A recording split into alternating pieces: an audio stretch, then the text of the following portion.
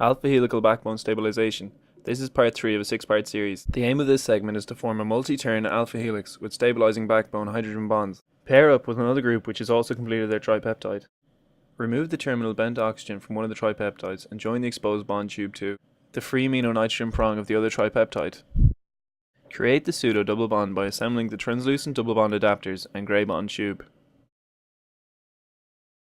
Fit this across the newly formed peptide bond by placing the adapter dimples into the sides of the carbonyl carbon and amido hydrogen. Slip the hexapeptide carefully over the calibration cylinder, with the carbonyl double bonds pointing downwards. Gently adjust the backbone angles so that all the carbonyl double bonds and all the nitrogen-hydrogen bonds point in opposite directions parallel to the cylinder axis. Identify the topmost amino acid's backbone atoms. The amino nitrogen is blue, the alpha carbon,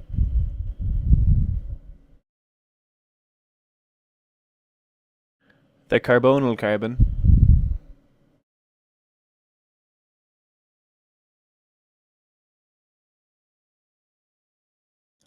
identify the carbonyl oxygen.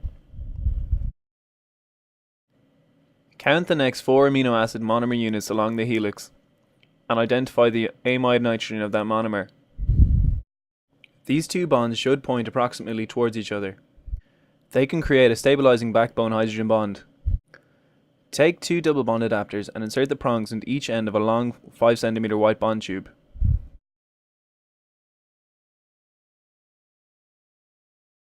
Remove the double bond from the carboxyl group and fit one of the dimples from the double bond into the hole in the side of the carbonyl oxygen. Fit the other dimple into the side of the amido nitrogen.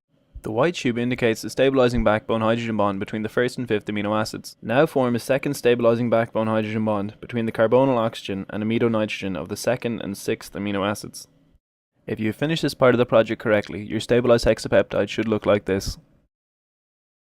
In the next segment, you will create a stabilised alpha helix.